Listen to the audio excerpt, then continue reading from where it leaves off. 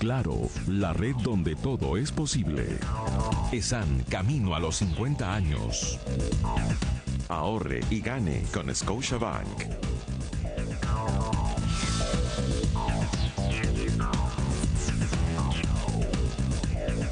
Bien, regresamos entonces. Estamos con el congresista de Gana Perú, Teófilo Gamarra, y con el economista Eugenio Medina. Con ellos vamos a hacer un ejercicio. Vamos a hablar sobre una eventual candidatura de la primera dama Nadine Heredia. Buenas noches, congresista. Buenas noches, Eugenio. Muchas gracias por estar con nosotros en el programa. Muy buenas noches. Muchas Bien, gracias. La idea de la mesa de conversación es hacer un ejercicio. Vamos a hacer un ejercicio. El artículo 107 de la Ley Orgánica de Elecciones prohíbe taxativamente, en el inciso E, la postulación del cónyuge y los parientes consanguíneos dentro del cuarto grado, con lo cual hay una ley que expresa una prohibición a que la primera dama postule. Yo quisiera hacer un ejercicio para conversar sobre un escenario potencial. Si es que ocurren dos supuestos, ¿no? En primer lugar, que alguna persona presente alguna demanda de inconstitucionalidad y que el Tribunal Constitucional diga que efectivamente la Constitución no lo prohíbe y que la ley no puede prohibir algo que la Constitución no lo prohíbe, entonces abra la puerta a una eventual candidatura. Y el segundo supuesto, que la primera dama diga, bueno, ok, hay una demanda popular, tengo un nivel de aprobación suficientemente alto que de alguna manera determina que la población efectivamente me desea a mí dentro de un cargo político, y con lo cual lanza una candidatura. Entonces, en estos dos supuestos quisiera saber cuáles serían sus opiniones, si les parecerían bien o mal, ¿por qué, congresista? Muchas gracias. En principio debemos precisar lo siguiente. En efecto, la Constitución del 93 establece uno de sus artículos, ¿no? Específicamente el artículo 31, con relación a los requisitos para postular a la presidencia de la República. Y establece como requisitos ser peruano de nacimiento y tener más de 35 años. Son los dos únicos, ¿no? Adicionalmente, si nosotros queremos hacer una comparación con la Constitución del 79, la Constitución del 79 desarrolla también los requisitos para ser presidente, y tanto el artículo 202, ¿no es cierto?, como el artículo 204 desarrollan de manera específica. Y en el 204, por ejemplo, la Constitución del 79 establece que no pueden postular a presidente de la República ni a las vicepresidencias el cónyuge, los parientes consanguíneos dentro del cuarto grado de consanguinidad.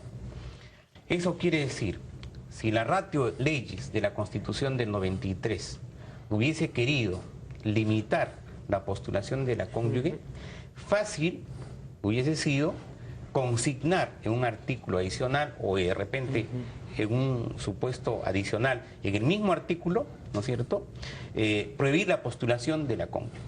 Correcto. No obstante lo señalado, tenemos también la ley número 26.859, Ley Orgánica de Elecciones, que en su artículo 107, en el último párrafo, justamente establece que no pueden postular a la presidencia el cónyuge y los parientes. Pero habría que preguntarse, ¿de cuándo es esta ley número 26.859?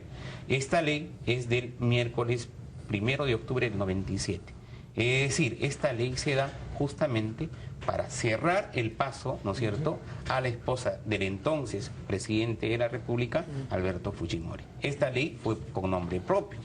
Ahora, nadie en su momento interpuso una acción de inconstitucionalidad, porque las esposas de los futuros presidentes no tuvieron ningún interés.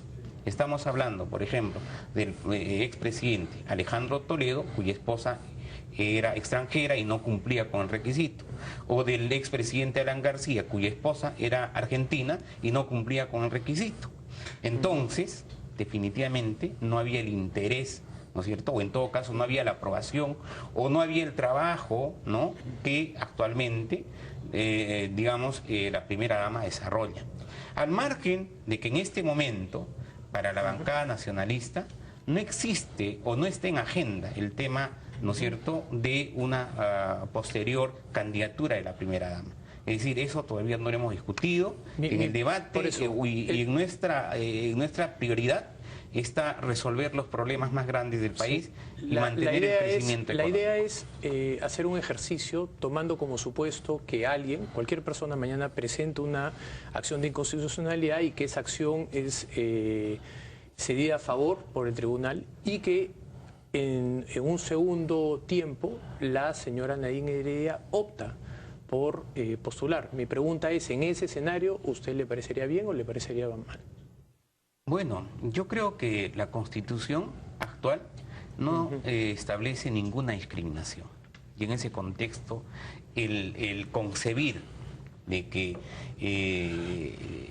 sería la continuidad, ¿no es cierto?, de una gestión que corresponde a una pareja presidencial, solamente está en la imaginación, ¿no es cierto?, de aquellos sectores que tienen temor, ¿no es cierto?, a una futura candidatura, a futuras cualidades, a futura imagen, que en estos momentos la primera dama se ha ganado en todo el país. Okay. ¿No? Eugenio, ¿podremos ponernos en ese supuesto?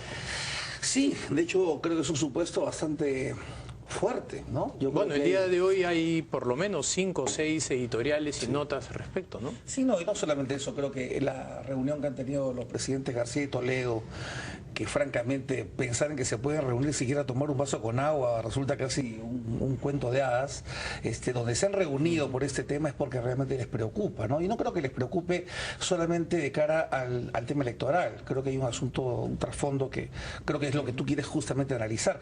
Yo aquí quisiera despersonalizar el tema en la señora Nadine, porque creo que tenemos que hablar del tema de fondo que está de por medio, y yo empezaría diciendo que no todo digamos, la Constitución es una carta jurídica pero también política, para empezar por ahí.